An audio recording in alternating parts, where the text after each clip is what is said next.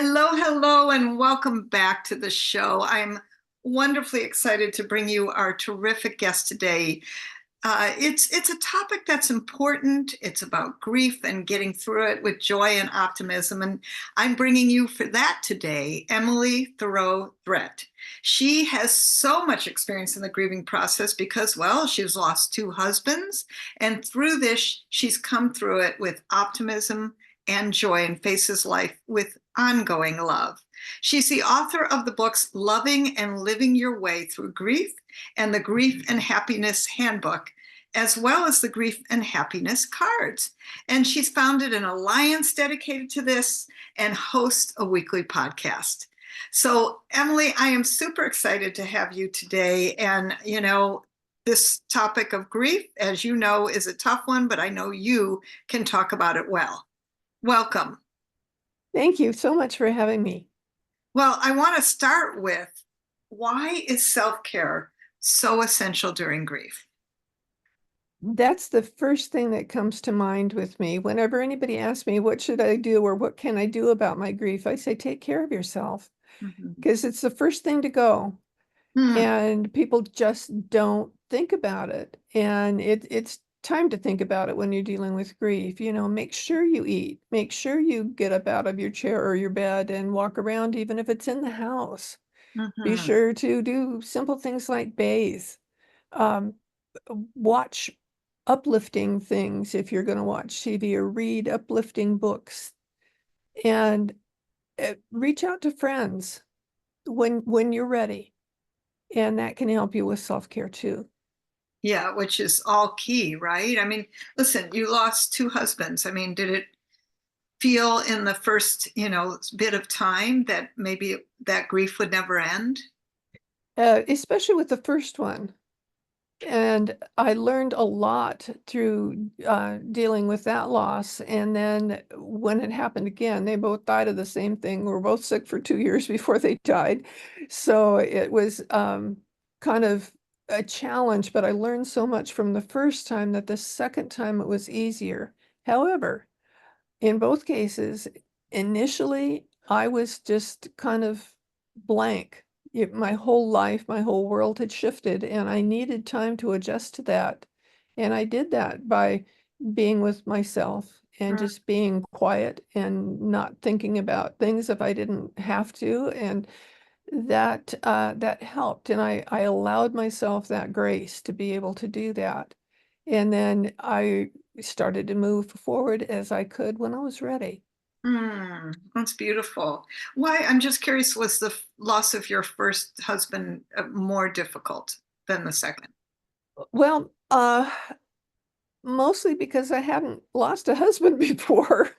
You know, I didn't know what to expect or what was going on. And it my whole world changed because everything that we did was intertwined Oh, with different things. And so he was kind of he had gotten to be my whole life at that point. So it was like, okay, I don't know what to do. I ended up having to move from the house we've been in for 22 years because I wasn't safe there because of some neighbors that moved in and were doing terrible things. And I never thought I'd move from there. So it was not only losing a husband, it was losing a home. It was like, okay, now what do I do?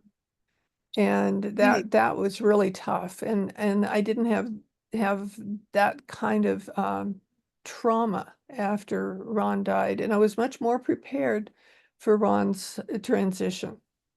Yeah, and I think it's interesting. Also, I'll just bring up, something that maybe isn't talked about a lot, but being a woman, and I think, listen, I'm guilty of it a bit too, having my husband rely on him to do many things, and I'm hearing that's a little bit of a theme for you Mhm. too, and I think maybe an important thing, and both for husbands and wives, is to make sure that next steps. What do you need to do? What do you need to take care of? Where are all the passwords? I mean, all that kind of stuff that is important. And then also, I mean, I had to have my husband show me how do I turn off the water and how do I mean, these things that I just don't do or think about. So I think for all of us, do we know all of this, right? Would you say that? Absolutely. And also, the more prepared you are when the time comes, the easier it's going to be. Have those discussions now about how do you want your life celebrated? What do you want to happen to your body? What are your desires? What would you like? Who would you like to contact? I know with Ron, it was so wonderful because his last week, he knew it was his last week because he had decided to go off dialysis, and you don't last more than a week when that happens. And so he decided he wanted to say goodbye to everybody he wanted to say goodbye to. So we made a list. A whole lot of them flew to Maui from the mainland and were on people's couches and floors and every place else so that they could be here with him. And then anybody that didn't come, he called and did FaceTime with them. And the day before he transitioned, he completed all of his calls, and he felt really good about that. So that was a way of being prepared. He obviously had been thinking about that for quite a while. So the list was just a matter of writing it down, not trying to figure out who it would be. So the more prepared you are with all of those things, and it doesn't have to be just husbands and wives. It's partners or roommates or best friends. Anybody like that, you can support each other through this process. Yeah, and I'm just going to add in pets. I mean, I've had Oh, yes. losing my pets have been some of my biggest grief. Yes, absolutely. Yeah, so this is good for all of the people and pets in your life, Mhm. correct? Absolutely. And you, I know, have some beautiful uh, things to support people with the grieving, including gratitude. So Mhm. I'm curious, what does gratitude have to do with grief? Well, gratitude is what really changed my thinking after Jacques died, because I was sitting around feeling sorry for myself. And somebody suggested that I watch the movie The Secret, and I said no. And so finally, a couple of people had suggested it. They brought it over to my house and said, watch this. And at the end of it, it asks you what you're grateful for. And I thought, my husband died. Well, I don't have anything to be grateful for. And then I thought, why am I saying that? So I started writing. They ask you to write down 10 things. I wrote down 10 things, and that list grew and grew and grew. And I found I was almost addicted to writing these things Oh, that I was grateful for. And it was like the weight lifted off my shoulders. I felt better and better and better the more I realized that I'd been feeling sorry for myself, but really there was a whole lot of good and wonderful things about my life, and that's where I need to focus. oh, beautiful. Thank you for sharing that. And as a person, I actually do, just so you know, 5 things I'm grateful for in the morning and 5 things I'm grateful for at night. And, there are days where it's like, okay, pull it on up, pull it on up. Mhm. What am I grateful for? My feet hit the floor, the sun is shining, or it's raining, or whatever it is. But I think this is a practice for everybody to do always. And of course, when you're grieving, even probably more important, right? I mean, Mhm. these are the things, Emily, you know, and I think, I don't know about you, but sometimes it's like, okay, yes, I know what to do, but you don't really feel like it. So when you're grieving and you don't really feel like it, what would you say? Do it. Do it. Yeah, do it anyway. However, sometimes allow yourself the grace not to. Don't judge yourself in the process.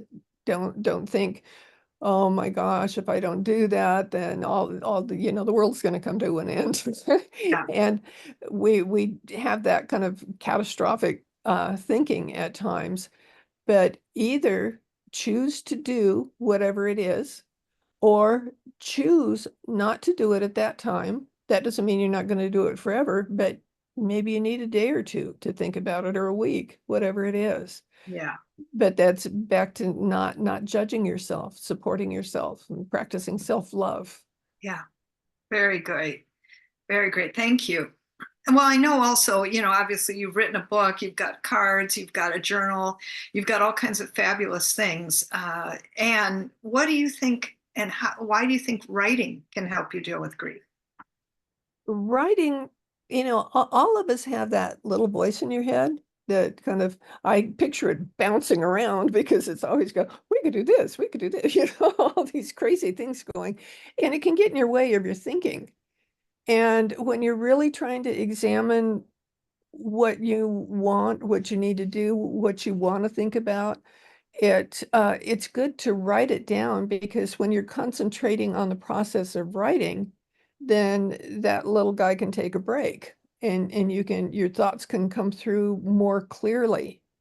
And the more you write, the more you can discover. And I was just amazed at the things that I discovered when I was writing, and it kept getting better. And there were different techniques of things that I did that really worked well for me. And I thought I have to share these. And that's what got me started on this whole path of helping other people by the writing and the alliance and the podcast and all that sort of thing was the things that would come to me in the process of doing that writing. Excellent. And again, what is your book called? The most recent one is the Grief and Happiness Handbook, and the other one is Loving and Living Your Way Through Grief. Beautiful. So I'm going to recommend to all of you that you get that. And on top of that, Emily has a wonderful free gift for you that's also going to help you with writing. What is that, Emily? Uh, it is a guide to journaling, and it will help you get started on it. If you haven't journaled before, it's a really good start to get you in the habit. It's so that you can realize how it can serve you. And I journal every morning before I do anything else. And most of the people that I talk to that journal say they can't go a day without it because they find out how much it serves them, how much good it does for them. Excellent. So we are going to have the show notes, but would you also share the link with the listeners right here, right now? I would like to, but I have it. I don't have it memorized because it's a URL. So I'm sorry. No, that's okay. Okay, so definitely go into the show notes, and we've got her Awaken Your Happiness journaling guide for you. And Mhm. click the link there. Emily, any last thoughts that you'd like to share with our viewers? Well, I'd love for you all to join us at our grief and I can't even talk today. Our Grief and Happiness Alliance gatherings. We meet every Sunday on Zoom. There's no charge. And what we do is write together. I'll give everybody a topic. Then we'll go into breakout rooms so we can talk about what we wrote so that we're getting acquainted with other people who are also dealing with grief and can support each other.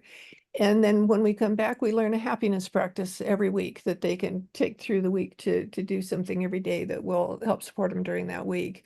I'd love to have you come. Just go to griefandhappiness.com and you can get the link for that to sign up. Perfect. Oh, that's a great thing to do. So come join her. Most importantly, obviously, for all of you, is dealing with grief in good ways. And Emily, you've been a great guest to help people with real things they can do to get supported right now. Thank you so much for being here. Oh, thank you. I love to be able to talk about this. Yes, thank you. And thank you everyone for watching. Always a delight to have you here. Come on back and let's have more time together. Keep being kind, everyone. We'll see you again.